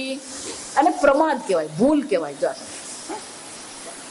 નાની નાની ભૂલ આપણે કરતા રહીએ છીએ. રોજના કામમાં જો ભૂલ થતી હોય તો મને આત્મજ્ઞાન તો થવાનું જ ક્યાંથી? અને એટલે શું કહે છે? પ્રમાદાત ન લભ્યતે. એટલું જ નહીં, અતપસા, જેને તપશ્ચર્યા કરતો નથી એને પણ આ પ્રાપ્ત થતું નથી. અને જેને સંન્યાસ ગ્રહણ કર્યો નથી, એટલે કે મનથી જે સંન્યાસી બન્યો નથી, એને આ કોઈ દિવસ બ્રહ્મ જ્ઞાન થતું નથી. પણ જે આવો જે છે, જેની પાસે આત્મબળ છે, જેની પાસે તપશ્ચર્યા છે, જે સંન્યાસી છે, એને શું છે? એતૈહિ ઉપાયિ આત્મવિશતે બ્રહ્મધામ. આ પ્રકારથી એ બ્રહ્મ જ્ઞાન પ્રાપ્ત કરે છે. અને જેને બ્રહ્મ જ્ઞાન થયું છે એનું વર્ણન કરતા કહે છે જ્ઞાન તૃપ્તા. એની તૃપ્તિ કઈ છે? જો આ મંત્ર અત્યારે બધા જોઈ ગયા, બધા મંત્ર. જ્ઞાન જ જેને માટે તૃપ્તિ છે. કૃતાત્માન, પોતાના કર્તવ્યનું પાલન કરે છે. વીતરાગા પ્રશાંતા, કોઈ પ્રકારનો રાગ નથી અને એનું મન શાંત છે. તે સર્વગમ સર્વવિદ પ્રાપ્ય ધીરા યુક્તાત્માન સર્વમ એવ આવિશંતિ. એટલે કે અહીંયા જીવતા જીવતા પ્રારબ્ધ કર્મ ભોગવી રહ્યો છે ત્યારે પણ એ કોણ છે? મુક્ત પુરુષ છે. અહીંયા જ મુક્ત છે એમ નહીં. વેદાંત વિજ્ઞાન સુનિશ્ચિતાર્થ સંન્યાસ યોગાત યથે શુદ્ધ સત્વાહ. એને શું થાય છે? આ વેદાંત વિજ્ઞાન દ્વારા જ, સમજો શ્રુતિ માતા કહે છે વેદાંત વિજ્ઞાનથી જેની બુદ્ધિમાં નિશ્ચય થયો છે હું પૂર્ણ બ્રહ્મ છું, એને શું છે? બ્રહ્મની પ્રાપ્તિ અવશ્ય થાય છે. પણ કે એનું મૃત્યુ થાય ત્યારે શું થાય? એટલે પછી 7મા મંત્રમાં કહે છે જ્યારે એનું મૃત્યુ થાય છે,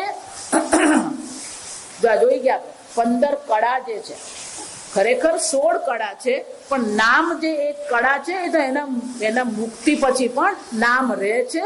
અને એટલા માટે કે છે આ 15 જે કળાઓ જે છે એ 15 કળાઓ પોતપોતાના કારણમાં સમાપ્ત થઈ જાય છે. અને જ્યારે એનું શરીર છૂટી જાય છે ત્યારે શું થાય છે? એકી ભવતી. જેમ પેલો ઘટાકાશ છે, પણ જ્યાં સુધી એ પોતાને ઘટાકાશ માનીને ચાલી રહ્યો છે ત્યાં સુધી એનો જન્મ થતો રહેશે. પણ એકવાર એને પોતાને મહાઆકાશ ઓળખી લીધો, પેલો ઘોડો ફૂટી ગયો, તો ઘટાકાશ શું થશે? જાણે કે જો ખરેખર એક થવાનું છે. ઘટાકાશ ને મહાકાશ 2 બની ગયા? 2 છે જ નહીં. જો સમજ, ખરેખર એક જ છે. પણ પેલા ગળાની દિવાલને જોઈને પોતાને ઘટાકાશ માની રહ્યો, એમ આ પણ સચ્ચિદાનંદ બ્રહ્મ છે જ. પણ આ શરીરની મર્યાદાને ઓળખીને પોતાને શું માની રહ્યો છે? હું તો અલ્પ જીવ છું. પણ જેણે આ જ્ઞાન મેળવી લીધું છે એનું આ શરીર જ્યારે છૂટી જાય છે ત્યારે પછી એને ફરીથી જન્મ ધારણ કરવો પડતો નથી. અને એટલે શ્રુતિ માતા શું કહે છે? એના પ્રાણની ગતિ થતી નથી, અહીંયા જ શાંત થઈ જાય છે. એકી ભવતી. તો કે કેવી રીતે એક થઈ જાય છે? એટલે દ્રષ્ટાંત આપતા કે છે જેવી રીતે નદી પોતાના નામ અને રૂપનો ત્યાગ કરીને સમુદ્રમાં એક થઈ જાય છે, એ જ રીતે આ વિદ્વાન પણ પ્રારબ્ધથી જે ઉપાધિ પ્રાપ્ત હતી ત્યાં સુધી એનું નામ અને રૂપ છે. એકવાર આ પ્રારબ્ધ પૂરું થઈ ગયું, પંચમહાભૂતમાં લીન થઈ ગયા, સર્વ કલાઓ પોતાના કારણમાં શાંત થઈ ગઈ. અને પછી શું થશે? અહીંયા જ એ શાંત થઈ ગયા. સર્વ પોતાના વિદ્વાન નામ રૂપાય વિમુક્ત, પોતાના નામ અને રૂપનો ત્યાગ કરીને એ પરમાત્મા સાથે એક થઈ જાય છે. એટલે કે એને વિદેહ મુક્તિની પ્રાપ્તિ પણ અવશ્ય થાય છે. અને શું થાય? બ્રહ્મવેદ બ્રહ્મૈવ ભવતી. જે બ્રહ્મને જાણે છે એ જ બ્રહ્મ છે. જે જાણતો નથી એ પણ બ્રહ્મ છે ખરો, પણ એ પોતાને બ્રહ્મ જાણતો નથી. એ પોતાને શું માને છે? હું અલ્પ જીવ છું. અને એટલે શ્રુતિ માતા કહે છે આ પ્રકારથી જે બ્રહ્મને જાણે છે એ જ બ્રહ્મ જ્ઞાની છે. અને એના કુળમાં કોઈ અબ્રહ્મવિદ થતું નથી. અહીંયા કુળ એટલે શિષ્ય પરંપરા. જો સમજો, એટલા માટે આશ્રમને પણ ખરેખર શું કહેવામાં આવે? ગુરુકુળ કહેવામાં આવે. એટલે કે છે જે આ પ્રકારથી જ્ઞાની છે એના ગુરુકુળમાં કોઈ અજ્ઞાની થતું નથી, કોઈ અજ્ઞાની રહેતું નથી, એને પણ જ્ઞાન અવશ્ય થાય જ છે. અને એટલે કે છે એના કુળમાં કોઈ અજ્ઞાની હોતું નથી. એટલું જ નહીં, એના કુળમાં એમ જયારે કહેવામાં આવે તો જ્ઞાની જે ધારો કે ગ્રહસ્થ છે, જેમ ઉદ્દાલકે પોતાના પુત્ર શ્વેતકેતુને ઉપદેશ કરેલો, એમ ધારો કે જો એ ગ્રહસ્થ હશે તો પણ એના પુત્રને પણ શું કરવાનો? ભૃગુર્વૈ વારુણિ, એ વરુણે પોતાના પુત્ર ભૃગુને આ જ્ઞાન આપ્યું. વ્યાસ, જો પરાશરે વ્યાસને જ્ઞાન આપ્યું, વ્યાસજીએ સુખદેવને જ્ઞાન આપ્યું. આમ પુત્ર વંશની પણ પરંપરા ભલે હોય, પણ એમાં પણ પિતાએ પુત્રને તો શું કરવું પડે? પુત્રએ શિષ્ય બનીને જવું પડે અને પિતાએ ગુરુ બનીને શું કરવું પડે? ઉપદેશ તો કરવો જ પડે. એટલે એમ નહીં માનતા જે જ્ઞાની થઈ ગયા એના 7 પેઢી તરી ગઈ. કોઈની કઈ પેઢી તરતી નથી. આ તમે પૂરા નરસિંહ મહેતા લખી ગયા, કુળ 71 તાર્યા જાવ. અને એટલે કે છે અબ્રહ્મવિદ ન ભવતી, કોઈ અને એટલું જ નહીં, તરતી શોકમ તરતી પાપમાનમ, સર્વ પ્રકારના શોકને મુક્ત કરી જાય છે, સર્વ પ્રકારના પાપથી એ મુક્ત થઈ જાય છે. અને એટલા માટે પંડિતા ન અનુશોચંતી. અને છેલ્લે કે છે તદેતદ રુચ્ય, કે તમે આવું કેમ કહો છો? કે એને માટે મંત્ર છે જે શ્રોત્રિય બ્રહ્મનિષ્ઠ છે, જેણે પોતાને આ પ્રકારથી જાણી લીધું છે, એના માટે બ્રહ્મ વિદ્યા વધેત, એને જ આ બ્રહ્મ જ્ઞાનની પ્રાપ્તિ થાય છે. શિરોવ્રતમ વિધિવત, જેણે આ પ્રકારથી પોતાના સર્વ કર્તવ્ય કર્મનું પાલન કર્યું છે, તપશ્ચર્યા કરી છે, ગુરુ અને શાસ્ત્રમાં જેને શ્રદ્ધા છે, એને જ આ બ્રહ્મ વિદ્યાની પ્રાપ્તિ થાય છે. અને એટલા માટે આપણા જીવનમાં સત્ય પણ જોઈએ, અહિંસા પણ જોઈએ, તપશ્ચર્યા પણ જોઈએ, શ્રદ્ધા પણ જોઈએ, શાસ્ત્ર અધ્યયન પણ હોવું જોઈએ. અને એ ગુરુને વિધિવત જો જશે, ગુરુને શરણે વિધિવત જઈને બ્રહ્મ વિદ્યા એને અવશ્ય પ્રાપ્ત થાય છે. એટલે છેલ્લા મંત્રમાં કે છે, એ શ્રુતિમાં આપણને યાદ દેવડાવે છે કે શરૂ ક્યાંથી થયું હતું? શૌનકજી અંગીરા મુનિ પાસે ગયા અને અંગીરા મુનિ એમને આ ઉપદેશ કર્યો. તદેતદ ઋષિ અંગીરા પ્રોવાચન એતદ અચીર્ણે વ્રત અધીતે. શ્રુતિમાં અંગીરા મુનિ છેલ્લે કે છે કોને આ કેવું ન જોઈએ? જો ગીતામાં કહી ગયા ન તપસ્કાય ન અશ્રદ્ધતા, જે શ્રદ્ધાળુ નથી, જે તપશ્ચર્ય કરનારો નથી, જે ગુરુને શરણે રહેનારો નથી, એને આ બ્રહ્મ જ્ઞાનનો ઉપદેશ ક્યારેય કરવો જોઈએ નહીં. નમઃ પરમ ઋષિભ્ય, નમઃ પરમ ઋષિભ્ય, નમઃ પરમ ઋષિભ્ય. એટલે કે એ જે ઋષિઓ જે થઈ ગયા, કોણ? પહેલા મંત્રમાં જે ઋષિઓ થયા, બ્રહ્માજી છે, અથર્વા છે, અંગી છે, ભારદ્વાજ છે, અંગીરા મુનિ અને શૌનક મુનિ, આ બધા ઋષિ મુનિઓ છે. એમને શું છે? નમઃ પરમ ઋષિભ્ય. એ સર્વ ઋષિ મુનિઓને આપણે નમસ્કાર કરીએ કે હે ઋષિ મુનિઓ, તમે આ પ્રકારથી ઉપદેશ કર્યો, શૌનકજીને જ્ઞાન થયું, અમને પણ જ્ઞાન થાય, અને આ જે વંશ જે છે, આ બ્રહ્મ વિદ્યાની જે પરંપરા છે, એ પરંપરા પણ આ પ્રકારથી ચાલુ રહે. અને એટલા માટે હે પરમ ઋષિઓ, અમે તમને નમસ્કાર કરીએ છીએ. 2 વાર કીધું નમઃ પરમ ઋષિભ્ય, નમઃ પરમ ઋષિભ્ય, કારણ કે અહીંયા ઉપનિષદની સમાપ્તિ છે. સમાપ્તિ દર્શાવવા માટે શું કહેવામાં આવે? 2 વાર કહેવામાં આવ્યું. આ થઈ ગયું આપણું મુંડક ઉપનિષદ.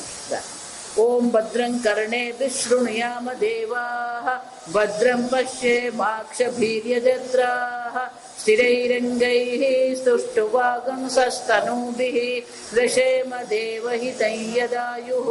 स्वस्ति न इन्द्रो वृद्धश्रवाः, स्वस्ति नः पूषा विश्ववेदाः, स्वस्ति नस्तार्क्ष्यो अरिष्टनेमिः, स्वस्ति नो बृहस्पतिर्दधातु. ओम शान्ति शान्ति शान्तिः. ओम असतो मा सद्गमय, तमसो मा ज्योतिर्गमय, मृत्योर्मा अमृतंगमय. ओम पूर्णमदः पूर्णमिदं पूर्णात् पूर्णमुदच्यते, पूर्णस्य पूर्णमादाय पूर्णमेवावशिष्यते. ओम शान्ति शान्ति शान्तिः. हरिः